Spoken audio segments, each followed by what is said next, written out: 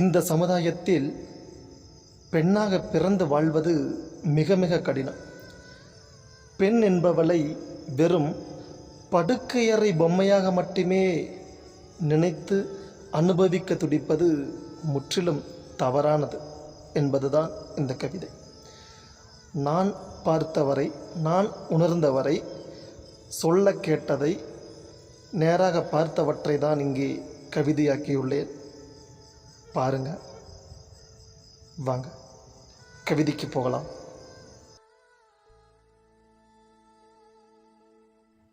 அவள் ஒன்றும் புரியாதவள் அல்ல. ஆண்களின் பார்வையினை அணுவணுவாய் புரிந்தவள். நம்பிய உறவுகளிடத்தில் நம்பிக்கெட்டு போனவள். யதார்த்தமான வாழ்வில் எல்லோரையும் நம்பியவள். பல வழிகளை சுமக்கும் பத்தினி தாயவள். கட்டில் சுகம் தேடும் கண்டவனுக்கு மத்தியில் கண்ணீரோடு போராடும் பெண்ணின் கதை கொடுமை. எதிர்த்து போராடும் வல்லமை அவளுக்கில்லை. இந்த சமுதாயத்தின் நிலை இன்னும் மாறவில்லை. சீண்டும் உறவுகளிடத்தில் சீறிப்பாய முடியாமல் சிறு புன்னகையோடு அவள் விலகிச் செல்லும் விதம், ஐயோ! பெண்ணாய் பிறந்து மண்ணில் வாழ்வது நரகத்தினும் பெரிது, நன்றாய் புரியுது. பெண்ணை அனுபவிக்க மட்டும்தான் அணுக வேண்டுமா? பெண்ணை கட்டில் உறவாக மட்டுமே பார்க்கணுமா? பெண்ணை ருசிக்கும் ஆசையில்தான் உறவாட வேண்டுமா?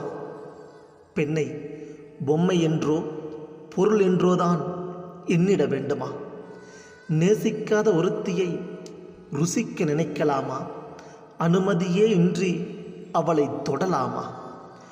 மனம் ரெண்டும் சேராத கலவி இன்பம் சுகமாகுமா? மனம் ரெண்டும் சேராத கலவி இன்பம் சுகமாகுமா? கண்டவனுக்கு இணங்க அவள் என்ன உயிரில்லாத ஜடமா? பாவம், அவள் பாவம். எத்தனையோ பெண்கள் இத்தனையும் அனுபவித்து சொல்ல முடியாத வலியோடு புன்னகையோடு வாழ்ந்து கண்ணீர் விட்டழுது கதறிடும் கதையோ தலையணைக்கு மட்டுமே தெரிந்த உண்மை. முகத்தை வைத்து அவளின் அகத்தை எடை போடாதே. முகத்தை வைத்து அவளின் அகத்தை எடை போடாதே. அத்தனை சோகங்கள் அடங்கி கிடக்குதடா.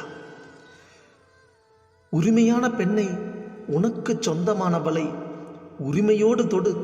உன் சுகத்தை தேடு.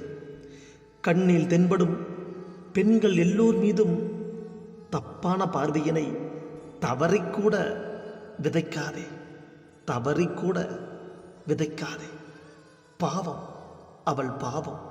அவள் ஒன்றும் புரியாதவள் அல்ல.